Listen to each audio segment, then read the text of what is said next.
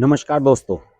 राहुल गांधी की जो legal team है, जो कांग्रेस की लीगल टीम है, इन सबको इस बात का आभास है कि अगर वो लोग अपील करेंगे, उनके खिलाफ जो मामला आया है, उन पर जो चार्ज लगे हैं, 2 साल की सजा सुनाई गई है सूरत की कोर्ट से, उसमें उन्हें तुरंत राहत मिलेगी। ये सब लोग जान गए हैं। सब लोगों के दिमाग में ये बात आ गई है कि जैसे ही हम अपील करेंगे तो ये सजा कम होगी या कुछ ना कुछ उसमें उन्हें राहत जरूर मिलेगी। और यही वजह है कि उनकी लीगल टीम, जो उन्हें लगभग 30 दिन का समय मिला हुआ है अपील करने के लिए, उसका पूरा का पूरा इस्तेमाल करना चाहती है। पार्लियामेंट का जो बजट सेशन इस समय चल रहा है, ये 6 अप्रैल को खत्म होगा। इसके दौरान ही लीगल टीम ने यह तय किया है कि शायद इसी सप्ताह हम इस पर अपील करेंगे।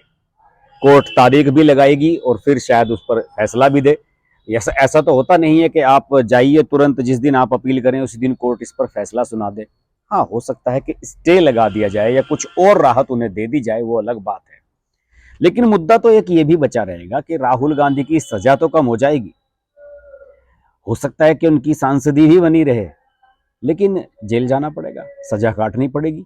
ऐसा तो हो नहीं सकता कि बिल्कुल माफी मिल जाए।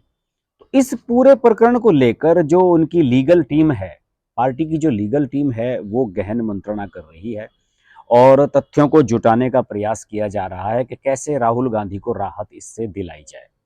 दूसरे, एक और महत्वपूर्ण पहलू दोस्तों इसमें है कि इसका जो फैसला सुनाया है, चूंकि सूरत गुजरात में है, गुजरात की कोर्ट ने इसको गुजराती भाषा में सुनाया है, गुजराती भाषा में ये फैसला सुना गया है, दिया गया है, उसको ट्रांसलेट किया गया है और उसके बाद सारे पहलुओं की जांच पड़ताल की जा रही है।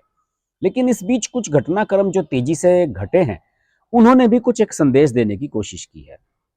जैसे राहुल गांधी से बंगला खाली करने के लिए कहा गया है। उन्होंने कहा है ठीक है, मैं बंगला खाली कर देता हूँ। मैं जो 30 दिन का समय दिया गया है उन्हें, जो कि नियम है कि अगर कोई सांसदी चली जाती है तो 30 दिन के अंदर उसे वो बंगला खाली करना होता है। उन्होंने कहा है ठीक है, मैं इस अवधि के दौरान बंगला खाली कर दूंगा। कांग्रेसियों में एक अलग तरह की होड़ मच गई है राहुल गांधी को अपना घर ऑफर करने की। राहुल मेरे घर आओ सोशल मीडिया पर ट्रेंड करने लगा है। मल्लिकार्जुन खड़गे ने कह दिया है कि मेरा घर आ जाइए, मैं खाली कर देता हूँ। भाई बताइए, एक अपने सांसद के लिए पार्टी का जो अध्यक्ष है, राज्यसभा का सांसद, वो अपना घर खाली करने को तैयार है। राजीव शुक्ला बताया जाता है कि उन्होंने भी ऑफर की है। अब चूंकि राजीव शुक्ला वैसे तो कोई मदद कर नहीं पाते राहुल गांधी की, लेकिन गांधी परिवार के करीबी हैं, उन्हीं की वजह से राज्यसभा की सदस्यता उन्हें मिलती रही है। क्रिकेट में घुसे रहे हैं लंबे समय तक। उनकी पत्नी का न्यूज चैनल है अनुराधा प्रसाद का, न्यूज 24। तो उन्हें भी कहीं ना कहीं गांधी परिवार से और कांग्रेस से लाभ तो मिला ही है। तो वो भी अपना एक दिखा रहे हैं कि जस्चर के साहब मेरा घर ले लीजिए, हमारा लीजिए। और वैसे राहुल गांधी के लिए ये एक बड़ा मुद्दा नहीं है, केवल ये एक मान सम्मान की बात है। बाकी रहने के लिए तो राहुल गांधी दिल्ली में लोधी लोधी गार्डन, लोधी स्टेट्स में कहीं भी जगह पर रह सकते हैं, उनके कोई जगह की कमी तो है नहीं। लेकिन इन सब के बीच जो लीगल लड़ाई चल रही है, उसे लेकर जो फैसले में डिले हो रहा है, इस लेकर बहुत सारे सवाल उठ रहे हैं। कुछ लोगों का यह कहना है कि मनीष तिवारी जो कांग्रेस के सांसद हैं पंजाब से, उन्होंने ये कहा है कि हमें लोकसभा स्पीकर ओम बिरला के खिलाफ अविश्वास प्रस्ताव लाना चाहिए। ये एक ऐतिहासिक घटना होगी अगर ऐसा होगा तो। पहले एक बार हुआ है, कभी 50s के दशक में हुआ है। इंडियन एक्सप्रेस ने इस तरह की खबर भी आज छापी है जिसमें ये सब चीजें दी गई है। केसी वेणुगोपाल, जयराम रमेश जो कांग्रेस की तरफ से पक्ष रखते रहे हैं मीडिया के सामने, उन्होंने भी बातें कही हैं कि लीगल मामला है और अपील करने के लिए हमारी जो लीगल टीम है उसे समय की दरकार है और वो समय इस बारे में ले रही है। और उन्होंने ये बात फिर से कही, ये रिपीट की, हालांकि राहुल गांधी ने अब तक कहीं नहीं कही है, कि उन्हें लीगल जो हमारा न्याय व्यवस्था है, हमारी जो जुडिशरी सिस्टम है, उसमें बहुत भरोसा है और उन्हें लग रहा है कि इससे उन्हें निश्चित रूप से राहत मिलेगी। हाँ, उन्होंने इस पर सवाल जरूर उठाया कि जब इन्होंने भाषण कोलार में दिया था, यानी कि कर्नाटक में दिया था, मोदी सरनेम वाली जो बात हुई थी, उसके बाद मुकदमा गुजरात में क्यों दर्ज कराया गया और यहाँ पर गुजरात की कोर्ट ने फैसला भी सुनाया, ये एक उन्हें इसमें कहीं षड्यंत्र लगता है। दूसरी ओर बीजेपी ने ओबीसी वाला जो मैटर चल रहा है कि साहब ओबीसी का अपमान किया, इसे लेकर और बड़ा रूप इसको दे दिया है। आज सुबह सुबह जब मैं आपसे बात कर रहा हूं तो आज सुबह 9 बजे, यानी कि बुधवार सुबह 9 बजे अश्विनी वैष्णव जो केंद्रीय मंत्री हैं और ओबीसी वर्ग से आते हैं, उन्होंने एक प्रेस कॉन्फ्रेंस की, मुश्किल से 5 मिनट बोले होंगे और उसमें उन्होंने कहा कि ओबीसी समाज का अपमान किया है, राहुल गांधी खुद को कोर्ट से ऊपर समझते हैं, उनके लिए कोर्ट के फैसले की कोई इज्जत ही नहीं है। इस तरह की बातें उन्होंने कही और बातें करने के बाद, अपनी बात कहने के बाद उठकर भी चले गए, किसी मीडिया के सवाल का जवाब भी नहीं दिया। साफ सी बात है कि बीजेपी ने अपनी पूरी टीम इस मुद्दे को लेकर सक्रिय कर दी है। कल भी पार्लियामेंट के परिसर में जो बीजेपी के ओबीसी सांसद हैं, उन्होंने धरना प्रदर्शन किया था राहुल गांधी के खिलाफ कि आपने ओबीसी समाज का अपमान किया है। खबरें अब आनी शुरू हो गई हैं वायनाड में क्या चल रहा है, जहां से राहुल गांधी सांसद थे, अब पूर्व सांसद हो चुके हैं। वायनाड में बताया जाता है कि राहुल गांधी को लेकर लोगों में कोई ज्यादा उत्सुकता नहीं है। हाँ, वहां का जो मुस्लिम वर्ग है वो जरूर चिंतित है, क्योंकि उन्हें लगता है कि राहुल गांधी ही हैं जो बीजेपी के सामने इस समय सही मायने में मुकाबला कर रहे हैं। दूसरी ओर वहां पर वायनाड में जो कांग्रेस है, वहां गुटबाजी हो रही है। राहुल गांधी को लेकर जो वहां पर धरने प्रदर्शन किए जा रहे हैं, उनमें भीड़ नहीं आ रही है। बताया जाता है कि खबरें छपी हैं, आज अखबारों में भी कवरेज आई है पिछले 2 दिनों में, कि वहां कुर्सियां ज्यादा हैं और धरना प्रदर्शन करने वाले लोग कम हैं। तो राहुल गांधी को लेकर केरल में कांग्रेस में ज्यादा दिलचस्पी नहीं है। कांग्रेसियों को वैसे भी राहुल गांधी से इस बात की परेशानी है कि यार ये नॉर्थ इंडिया की पॉलिटिक्स करते थे और हमारे स्टेट में आकर घुस गए हैं।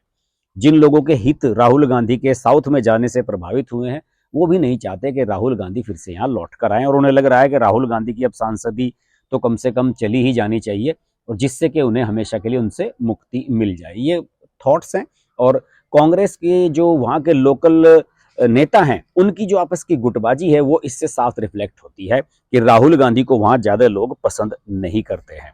हाँ, अलबत्ता लोगों का ये जरूर मानना है कि राहुल गांधी को ऐसी बयानबाजी से बचना चाहिए। अब जबकि कर्नाटक के चुनावों का भी ऐलान किया जा चुका है, और जब मैं आपसे बात कर रहा हूँ उस समय चुनाव आयोग की प्रेस कॉन्फ्रेंस भी चल रही है कर्नाटक के चुनावों को लेकर, तो मुझे लगता है कि अब राहुल गांधी, उनका जो लीगल टीम है, इन सबको फैसला लेने का समय मुझे लगता है कि अब आ गया है। कर्नाटक में अभी तक एक रैली की है राहुल गांधी ने, नरेंद्र मोदी 7 बार होकर आ गए हैं। कांग्रेस अगर वहां पर सत्ता में आना चाहती है तो उनके लिए राहुल जैसा स्टार प्रचारक वहां पर जाना जरूरी है। क्योंकि देखिए, राहुल गांधी के बारे में आप कुछ भी कहें कि राहुल गांधी के जहां चले जाते हैं, बीजेपी वालों ने तो ये मिथक भी फैलाया हुआ है कि राहुल गांधी जहां प्रचार करने के लिए जाते हैं वहां कांग्रेस हारती है। लेकिन कांग्रेस के सामने मजबूरी भी है। कांग्रेस के पास राहुल गांधी के अलावा कोई प्रचारक ही नहीं है। सोनिया गांधी कहीं जाती नहीं है, प्रियंका गांधी के जाने का कोई इम्पैक्ट नहीं होता है। कुछ लोग तो ये कह रहे हैं कि प्रियंका गांधी को पार्टी की कमान संभालने की बात अब कही जा रही है कि राहुल गांधी अगर जेल जाते हैं तो प्रियंका गांधी को आगे किया जाएगा। लेकिन ये बातें कोई नई नहीं है, लंबे समय से ये बातें होती रही हैं। उत्तर प्रदेश के विधानसभा चुनाव से पहले भी इस तरह की बातें हो रही थी। फिलहाल कांग्रेस के अंदर जो एक थिंकिंग बनी है वो ये बनी है कि राहुल गांधी को कुछ ना कुछ राहत जरूर मिलेगी अगर वो इस पर अपील करेंगे। इसलिए अपील पूरी तैयारी के साथ, तमाम तथ्यों के साथ की जाए। और अब कांग्रेस के सामने एक सबसे बड़ा चैलेंज ये भी आ गया है कि कर्नाटक के चुनाव को किस तरीके से फेस किया जाए, कर्नाटक के चुनाव को किस तरीके से जीता जाए और राहुल का उसमें इस्तेमाल कैसे किया जाए। पेचीदगियां बहुत हैं राहुल गांधी के सामने भी और कांग्रेस के सामने भी। देखते हैं कांग्रेस इससे कैसे बाहर निकलते हैं। हमारी इस पर नज़र लगातार बनी रही है। आप जुड़े रहिए हमारे साथ और देखते रहिए हर्ष की बात लाइव। नमस्कार। अगर आपको हमारी वीडियो पसंद आई तो वीडियो को लाइक करें, चैनल को सब्सक्राइब करें और नोटिफिकेशंस के लिए बेल आइकन को प्रेस करें।